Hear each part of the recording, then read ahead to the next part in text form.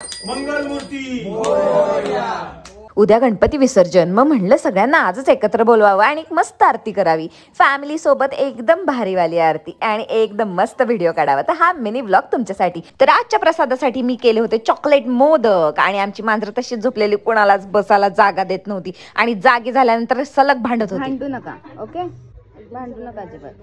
आणि आम्ही फायनली आरतीला सुरुवात केली आणि फक्त आम्हीच नाही तर आमचे मांजरांनी पण आरतीमध्ये सहभाग घेतला आणि आम्ही 5 आरत्या म्हणायच्या ठरवल्या आणि सगळ्यांना आरती द्यायची ठरवली. पहिला आरतीचा मान दिला आमच्या बाबांना, माधव सोळसकरांना. त्याच्यानंतर दुसरी आरती दिली ओमकारच्या पप्पांना. त्याच्यानंतर तिसरी आरती दिली आशिष पुजारी माझ्या मिस्टरांना. उद्या पप्पा जाणार म्हणून वाईट पण वाटत होतं आणि सगळे आलेत आज आरतीला म्हणून छान पण वाटत होतं. तर पुढच्या आरतीचा मान दिला माझ्या सख्या भावाला श्रेयस सोळसकरला.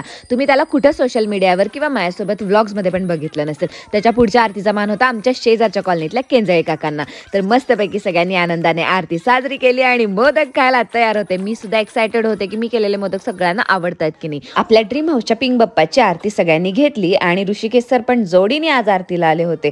सगळ्यांची उपस्थिती बघून आम्हाला खूप भारी वाटलं. तर चला फायनली मोदकची टेस्ट घेण्याची वेळ आली होती आणि मी सगळ्यांना मोदक वाटले आणि सगळ्यांनी आवडीनं खाल्ले आणि मला छान छान कॉम्प्लिमेंट्स दिल्या. मला पण फार आवडलं की त्यांना सगळ्यांना मोदक आवडले. चॉकलेट मोदक जरी बाहेरून काळे दिसत असले ना तरी आतमध्ये त्याच्या क्रीम होती आणि याला क्रीमचे मोदक सुद्धा तुम्ही म्हणू शकता आणि ते आशिषला तर जाम आवडले. सगळ्यांना थोडी ना मी असंच जाऊन देणार होते. सगळ्यांसाठी मी स्पेशली बनवलं होतं वडा सांबार आणि ते आशिष सगळ्यांना देत होता आणि सगळ्यांना जाम आवडलं.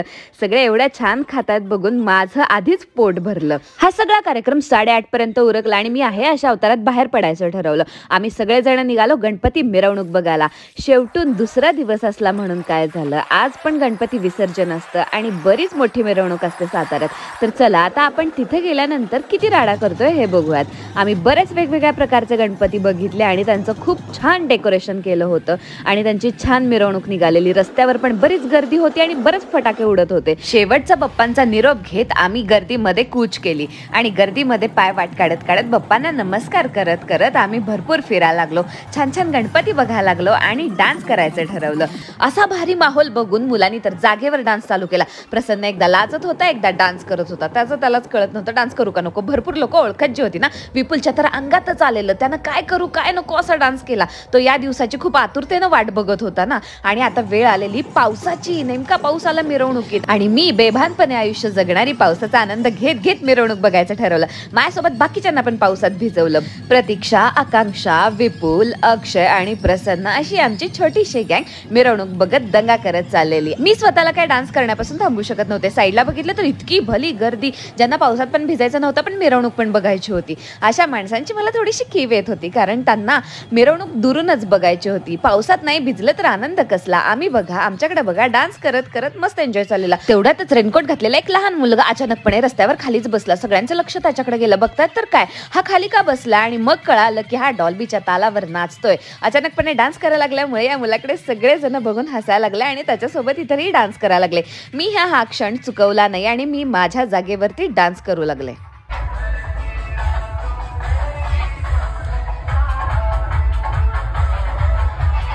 डान्स करता करताच इतका क्राऊड होता. माझ्यासोबत विपुल आणि प्रसन्न डान्स करत होते. तेवढ्यात मला काही मुलींनी ओळखलं. शाळा वेबसिरीज आणि इतर वेबसिरीजमुळे त्यांना काम आवडतं. शिवाय ते व्लॉग्सही बघतात. त्याबद्दल मनापासून धन्यवाद.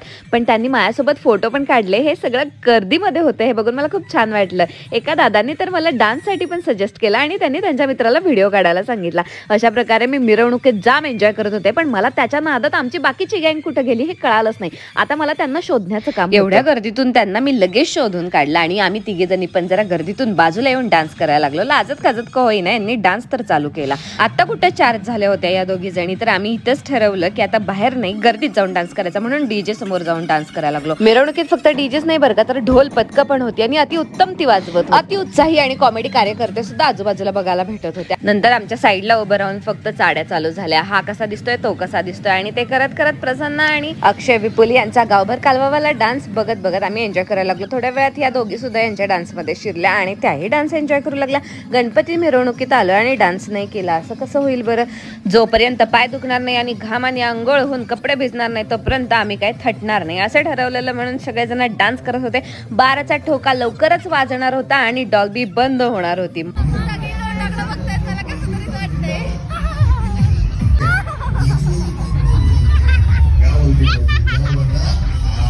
लाईफ एन्जॉय करणारी गँग सोबत असल्यानंतर भारी तर वाटणारच आणि रात्री भारी जाणारच. अक्षाने सुद्धा सगळ्यांसोबत टिंगल टवाळक्या केल्या आणि सगळ्यांची चेष्टा मस्करी केली. तर अशातच आम्ही घरी रिटर्न जायचं ठरवलं, पण आम्हाला जाताना पुन्हा डॉल्बी दिसली आणि आम्ही पुन्हा डान्स चालू केला. इथं तर आम्ही अक्षरशः फुगडी घालूनच डान्स केला.